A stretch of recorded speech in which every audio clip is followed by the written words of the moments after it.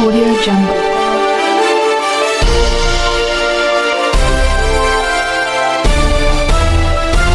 Audio Jungle. नमस्कार, स्वागत है आपका एसपी न्यूज में। उत्तराखंड के काशीपुर से इस वक्त की बड़ी खबर सामने आ रही है, जहां पेट्रोल, डीजल और सीएनजी गैस की लगातार बढ़ती कीमतों को लेकर कांग्रेस सड़कों पर उतर आई है। महानगर कांग्रेस कमेटी ने केंद्र की भाजपा सरकार के खिलाफ जोरदार प्रदर्शन करते हुए महाराणा प्रताप चौक पर सरकार का पुतला दहन किया। इस प्रदर्शन का नेतृत्व महानगर अध्यक्ष अलका पाल ने किया, जहां बड़ी संख्या में कांग्रेस कार्यकर्ता, पदाधिकारी और फ्रंटल संगठनों से जुड़े लोग मौजूद रहे। महंगाई के मुद्दे पर कांग्रेस ने भाजपा सरकार को घेरते हुए जमकर नारेबाजी की और आम जनता पर बढ़ते आर्थिक बोझ को लेकर सरकार पर तीखे सवाल किए। काशीपुर के महाराणा प्रताप चौक पर रविवार सुबह उस समय माहौल पूरी तरह गर्मा गया, जब महानगर कांग्रेस कमेटी के कार्यकर्ता हाथों में तख्तियां और बैनर लेकर सड़कों पर उतर आए। महंगाई की मार नहीं सहेंगे, पेट्रोल डीजल के दाम कम करो और भाजपा सरकार होश में आओ जैसे नारों से पूरा क्षेत्र गूंज उठा। उत्तराखंड कांग्रेस कमेटी के आह्वान पर आयोजित इस प्रदर्शन में कांग्रेस नेताओं ने आरोप लगाया कि केंद्र सरकार लगातार पेट्रोल, डीजल और सीएनजी के दाम बढ़ाकर आम आदमी की कमर तोड़ने का काम कर रही है। प्रदर्शनकारियों का कहना है कि ईंधन की कीमतों में बढ़ोतरी का सीधा असर हर जरूरी वस्तु पर पड़ रहा है, जिससे गरीब, मजदूर, किसान और मध्यम वर्ग सबसे ज्यादा प्रभावित हो रहा है।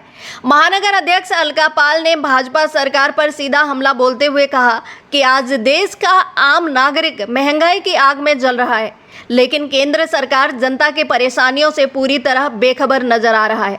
उन्होंने कहा कि पेट्रोल और डीजल के दामों में लगातार हो रही बढ़ोतरी ने लोगों का घर चलाना मुश्किल कर दिया है। रसोई से लेकर परिवहन तक हर चीज महंगी हो चुकी है, लेकिन सरकार सिर्फ बड़े बड़े दावों और विज्ञापन करने में व्यस्त है। अलका पाल ने कहा कि कांग्रेस पार्टी जनता की आवाज बनकर सड़कों पर उतरने का काम कर रही है और जब तक आम लोगों को राहत नहीं मिलती तब तक कांग्रेस का संघर्ष जारी रहेगा।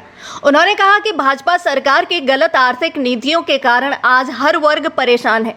प्रदर्शन के दौरान कांग्रेस कार्यकर्ताओं ने केंद्र सरकार के खिलाफ जमकर नारेबाजी की और इसके बाद भाजपा सरकार का प्रतीकात्मक पुतला दहन किया। जैसे ही इस पुतले में आग लगाई गई, वहां मौजूद कार्यकर्ताओं ने जोरदार विरोध प्रदर्शन करते हुए सरकार विरोधी नारे लगाए। इस प्रदर्शन में कांग्रेस के कई वरिष्ठ नेता, पार्षद, महिला कांग्रेस, युवा कांग्रेस और अन्य फ्रंटल संगठनों से जुड़े कार्यकर्ता बड़ी संख्या में मौजूद रहे। नेताओं ने कहा कि जिस तरह लगातार ईंधन की कीमतें बढ़ रही हैं, इससे साफ है कि सरकार आम जनता को राहत देने में पूरी तरह विफल साबित हो रही है। कांग्रेस नेताओं का कहना है कि जब अंतर्राष्ट्रीय बाजार में कच्चे तेल की कीमतों में उतार चढ़ाव हो रहा है, तब भारत में लगातार पेट्रोल और डीजल महंगा होना कई सवाल खड़े करता है।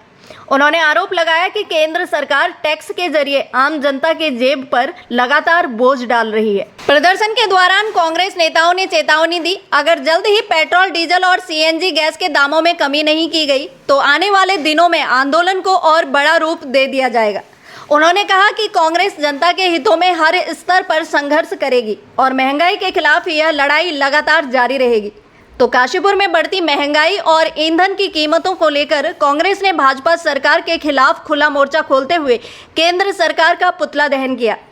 अब देखना यह होगा कि जनता के बीच उठ रहे इन सवालों पर सरकार क्या जवाब देती है। देखिए, इस देश के प्रधानमंत्री जी ने, गृह मंत्री, प्रधानमंत्री ने जनता से झूठ बोला है। लगातार महंगाई पिछले कई महीनों से बढ़ रही थी, आसमान को छू रही थी, लेकिन चुनावों के चलते क्योंकि उन्हें अपनी सत्ता प्यारी है, इस देश की जनता प्यारी नहीं है, उन्होंने झूठ बोला और एक तरह से आर्थिक सुनामी का पूर्व संकेत राहुल गांधी जी ने दे दिया था। लेकिन चुनावों के बाद जिस तरीके से उन्होंने देश को आके बताया कि सोना चांदी मत खरीदो, विदेश की यात्रा मत करो, इतने बड़े पाखंडी और तानाशाह हमारे देश की प्रधानमंत्री है, स्वयं कुछ दिन के बाद विदेश में वो चले जाते हैं।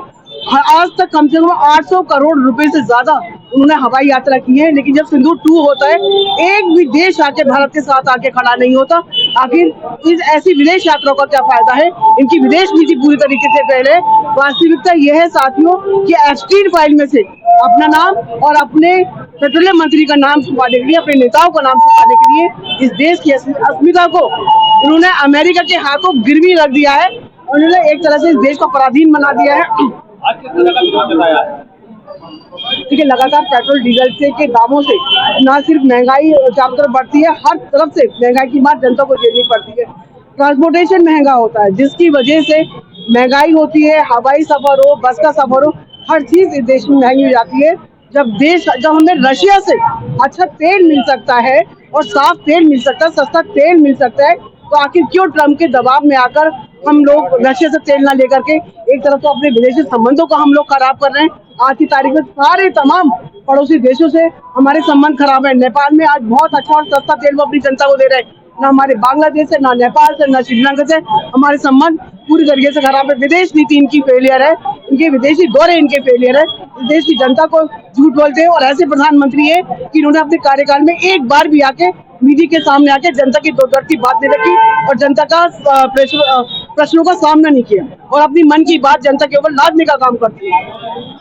ये मोदी सरकार भारतीय जनता की सरकार किसान विरोधी सरकार है और भारत की हितों पे रक्षा करने में एक नाकाम सरकार है।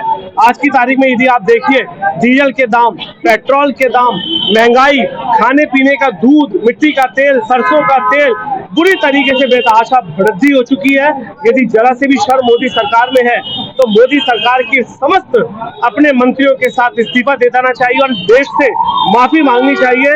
देश से इस बात को हाथ जोड़ के माफी मांगनी चाहिए कि जो कुछ भी मैं बोलता हूँ वो झूठ बोलता हूँ और केवल जुमलेबाजों की सरकार ये मोदी सरकार है। लगातार डिफेंड कर रही है सरकार पेट्रोल डीजल के दाम बढ़ाने को लेकर। निश्चित रूप से आप पूरी तरीके से ये फेल सरकार है और इसके अलावा केवल 5 राज्यों के चुनाव को मद्देनजर रखते हुए इन्होंने ये दाम नहीं बढ़ाए थे, वरना आज से 2 महीने पहले दाम बढ़ने की चर्चा थी, लेकिन राजनीतिकरण करा गया और दाम नहीं बढ़ाए गए।